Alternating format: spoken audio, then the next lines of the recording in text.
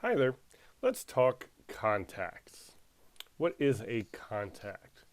So here on the admin panel, you're going to see the main tab, contacts, and we're going to see that the submenu has a few other areas that all deal with these contacts. But again, what is a contact? This is basically a profile or where all your information is going to be housed for each of your customers or clients or whomever.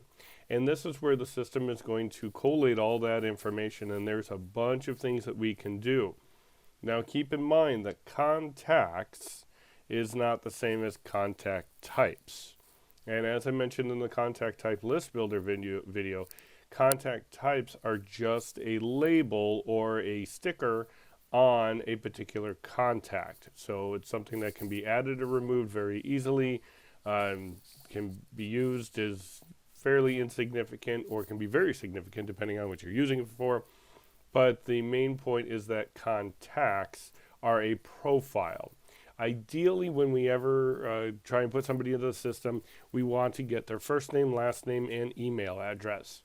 What you're going to find is that a lot of people will use their customer importer. So we can go to settings, and we're going to go import, export, and then customer importer.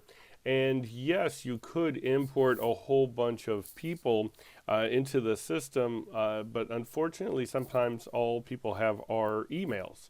So if you do that, just kind of keep in mind, I'm going to talk about this more in a moment, but that if you're just importing the email, you don't have the first and last name, and then you try and do auto-populating tags of first name, then when you send it off, it's going to say hello first name, and then it's going to have some additional information, which isn't as personal. You can still do something like a form letter or such to those people, but try and keep things as personal as possible and using those auto-populating tags. All right, so back here at contacts, if you have some in the system, that's great. If you need to add one, you can do it here. As with most things in the system, big green button in the top right.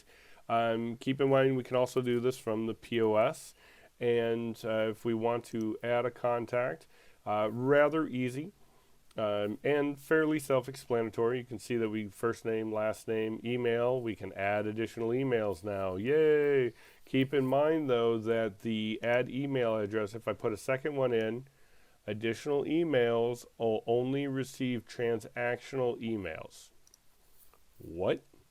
Exactly. So if you have spouses and one's the main primary, email, and then there's a secondary. Sometimes they both like getting emails. Well, the secondary person is only going to get transactional emails, meaning money emails. So club processing, orders, pretty much just about it. So transactional. This is where it's a little bit harder if you want to market to them. Maybe both of the couple want to get the club event emails or any of the newsletters or something like that because they're not seeing it in the other person's, et cetera, et cetera. So just kind of keep in mind that the secondary email or any after the first are only going to get certain emails that you're going to send out. So just kind of keep that in mind. All right, and then company address, address to.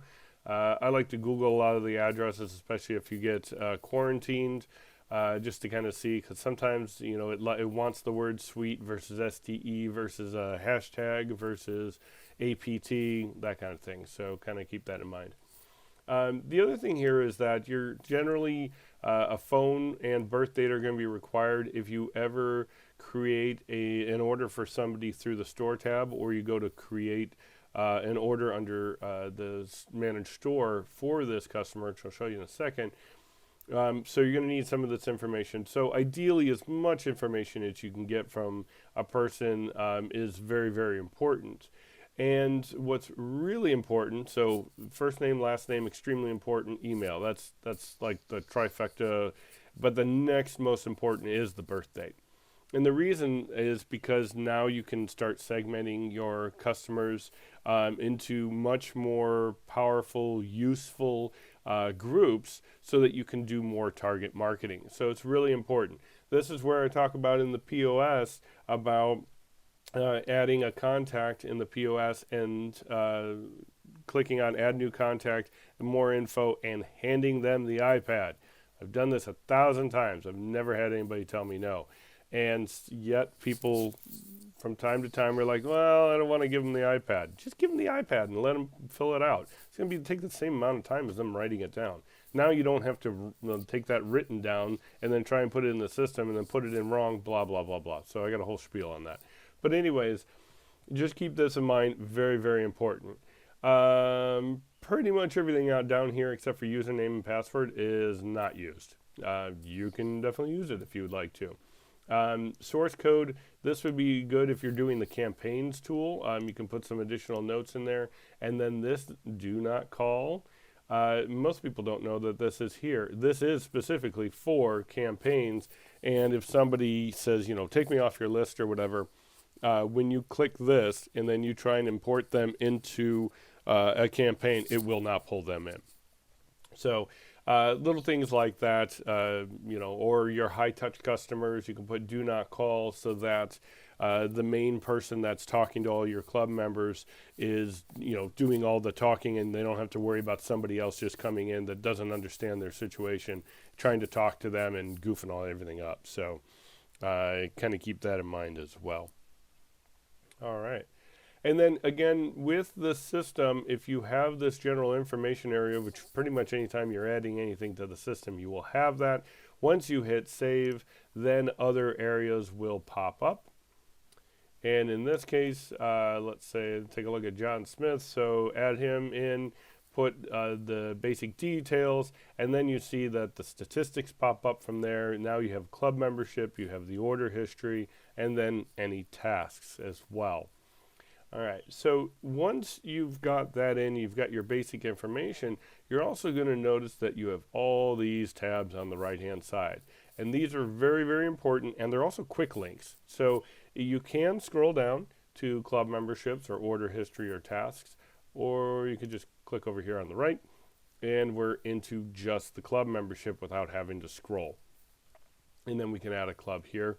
We have manage store. So this is what I was just mentioning. If I want to create an order, so once I hit create an order, it takes me right to the store tab. And I like doing that because it's a little bit faster, especially if you have to look somebody up first when you're in an email or on the phone or whatever. And I'd like to pull it and buy something. Great. Here, all I have to do is create an order. But here's where we stop, is that if I try to go next, it's not going to let me because there's a bunch of information that needs to be filled out here. So that's what I'm saying, get as much information as you can.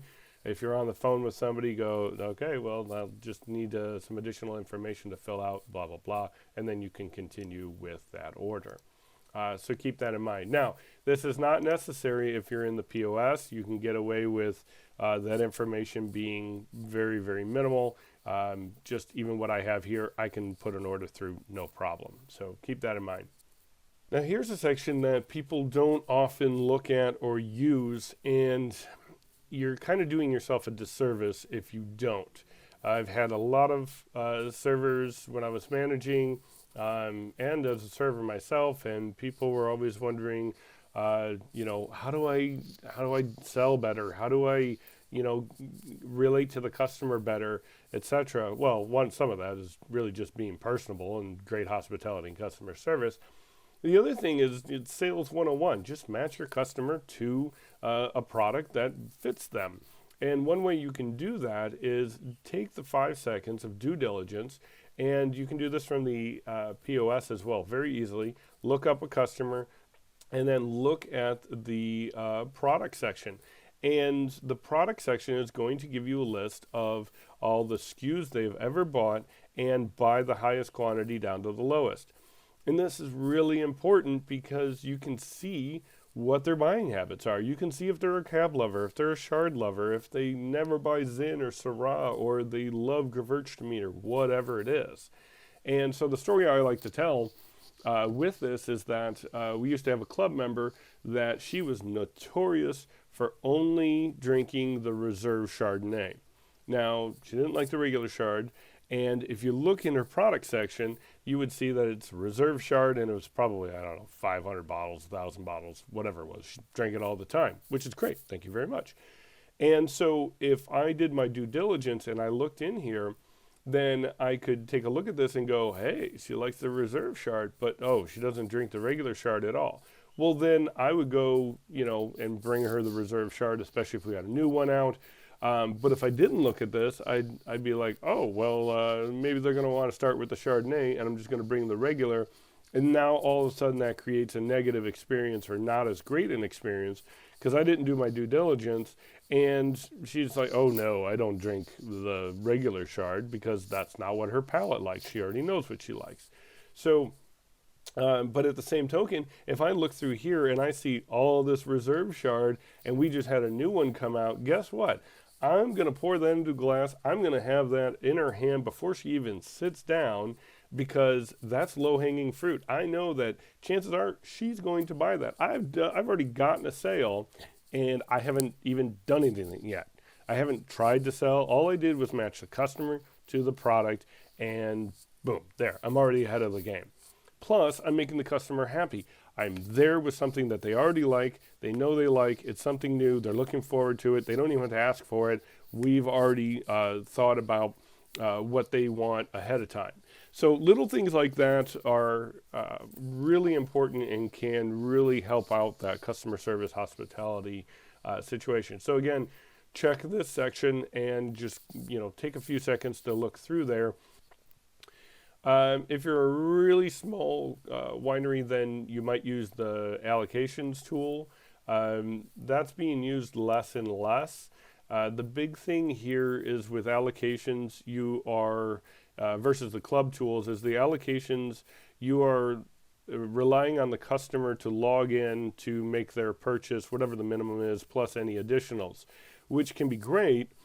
But if they take a long time to get in, to log in, to go ahead and do that purchase, you're always waiting on them to make that purchase. And versus the club tool, where you're charging everybody at one time and then kind of, chasing down the declines and the expired. So keep that in mind. It's a decent tool. It has a couple little quirks to it. But if you could use the club tools, I'd recommend doing that instead. Also, they're supposedly working on some stuff for the club tools and making that even better. I did see a preview of some of the user choice stuff, which looks great. Hats off to them on that. I always get excited when I can actually say hats off to them for making some stuff. So, and then we go to contact types. Now, each customer, each profile is going to have this whole list.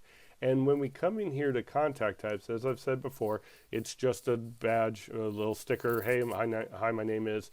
And so you can have as many as you want, but keep in mind that the more contact types that they have, the more pools they're going to be in, which means the more times you might hit them with multiple marketing emails. So ideally, try and keep them into maybe just one or two contact types at a time, unless you're just moving them into different segments and then marketing to them, and then maybe get rid of that contact type. Incidentally, if you do go into contact types and delete a contact type, it will take it off of any of the contacts that have that. It just disappears. It's not there anymore. Managed shipping addresses, great for, obviously, well, in the past, putting in your work address so you could ship that there so that somebody could sign for it, and maybe not so much anymore. So pretty much going back to just billing address, home addresses. But if they need to send to, cousins, uncles, parents, whatever, adding another address in here. This is the same thing where if you're going to add this to the system, and you got the iPad out, hand it to them. Let them put the address in. So another little thing we talk about in POS.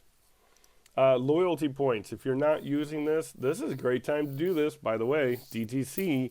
And if they're ordering frequently online, The loyalty points in general, I would take a look at this. You can always go to the documentation site, go up to your name, come down to documentation, look at the loyalty points, see if it works for you. I believe you have to get the WD to turn it on for you, but after that you can put all the stuff together. Anywho, this is great because you can set up how many points they get back, and also a percentage of the subtotal can be used in points, and then the rest is monies if you want. It just depends on the restrictions of your area. But great little tool to look into, especially now trying to reward customers, etc. The only thing about this is that there's no mass upload of loyalty points for customers like credit, which is the next one you can do. You can mass upload a bunch of people and credits for them. So unfortunately, the loyalty points doesn't have that. I did ask about that a long time ago. Still isn't in there, but so you would have to do it individually, and I'm talking like if you want to reward your customers for attending an event, even on Zoom these days, so that you could say, oh, all these people attended, you get 50 points, you get 100 points, which they get to use towards their purchases. There's a little tidbit for you. So kind of keep those things in mind. Manage credit cards. Oh, sorry, manage credits here. Manage credit cards. Manage credit cards. All right. I have to say this, is that when you're putting a club membership together, you have to put in a credit card, and that's fine. That should be the only time you ever put in a credit card, not through here. Put it in under managed club memberships. That's done. Never, ever, ever, ever go back into managed club memberships to change the card for the club. You don't have to, because you can put the card in here, and then you can allocate it right to that customer's club here as well. So it's really easy. You should, anytime you have to add, take out, adjust a card, do it through here. It'll make your life so much easier. Also, primary card just means the top card of any list of cards, okay? So keep that in mind as well. All right, manage credits, as I was talking about. This is where we can add or subtract, so credit or debit, a certain amount, and then why did we do that?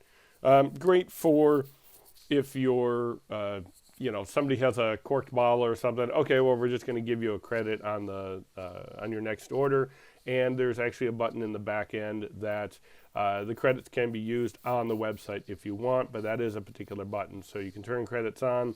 And then whether or not you just want that to be done through the admin panel, or if you want it also on the website. Manage forms is really not used too much. You'd really have to be kind of in Content Editor, doing a bunch of forms, of gathering a bunch of information. And this is a form that, which form did they fill out to get their information and such. So you could use it, play around with it if you like, just not used that much. I'm sure there are people out there that are saying, oh, I use it all the time. Well, by all means, use it. If you need more information on it, it's not, once you have somebody fill out a form, usually it goes to a contact type, and then you go there for the contact type or the list to then mark it to them. So you can see which ones they've filled out here, but it's not that often that people go in there. Manage notes, on the other hand, is a great place to go. Adding a note, talked about this in the dashboard video, note or a flag, and keep in mind if it's a flag, this is going to go at the top of the general section here. So if I come back up here, here's the flag. It's always going to show up here. And by the way, I know that you are going to have these flags up here and people aren't going to look at them. I get it. People do it all the time, especially when I'm talking about POS. I'm talking to tasting room staff. You got to look at this. Even if you glance at it, you got to look at it to see if there's something new. It's just really important. I've seen too many people goof when there was a flag right at the top telling them something. So anyways, it's just kind of important that you pay attention to it. And I know everybody's just going to look past it. I've done it myself. I'm raising my hand. I've been there, done that. But ideally, and that's why I'm telling you, try and pay attention. You can go back and forth too. I can turn a note into a flag, and then of course we can see that the flag isn't there anymore. It's now a note. This is also something we talk about in Club when we're talking about pre-processing checks, and this goes along with the Club notes and then what we want to do with them. But the note section, which is internal, and the customer will not see the note per se unless you just happen to have it open in the POS when they're looking at it. But still keep this PC. Please don't, put customer as an idiot or they're high maintenance or something along those lines. That's never good. And then if you do have a flag, again, keep it PC because the flag is up there. If you hand them the iPad to sign or to, whatever, that flag they might see it. If they're looking at the cart or something like that. So just, again, keep it PC. I've even known people to put in, with difficult customers, they put in code words. So, hey, we're going to Disneyland or something, and that's their code word for I can't deal with this person. Somebody needs to take over, or everybody knows that they means they're high maintenance or whatever it is. Pacific Ocean, I don't know. It doesn't matter. It's your code word. But again, just keep it PC that if anybody reads it, they're not going to know. This is where we can also manage tasks. So we can go to manage tasks. Again, just like we saw in the dashboard video about the due date, who's it's assigned to. And of course, because we're in a contact, we don't have to choose contact, order, or product because this task is already assigned to this customer. We just need to assign it to a particular person. Am I sending it to myself? Am I sending this to somebody else? Okay, and then email it to them, and then if it's complete, go ahead and complete it.